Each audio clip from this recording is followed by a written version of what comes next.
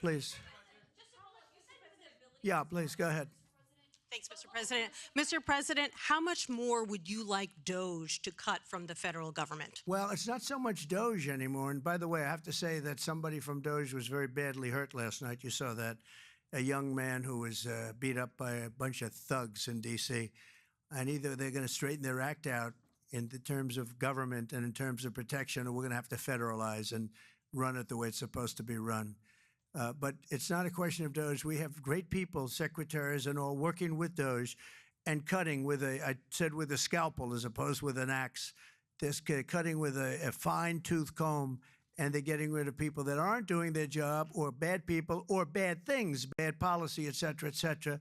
And I think we've been very successful in that. And there's more cutting to do, but there's also more getting. We want smart people in government.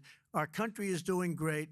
I think we are doing probably, maybe in many ways, better than we've ever done before. You know, we're taking in trillions, not billions, trillions and trillions of dollars from other countries who, for years, took advantage of us. They took advantage of the United States like we were children, and that's not happening anymore. Now they're paying a lot of money, and they're paying hundreds of billions of dollars. Individual countries paying hundreds of billions of dollars. You're seeing what everybody else is seeing.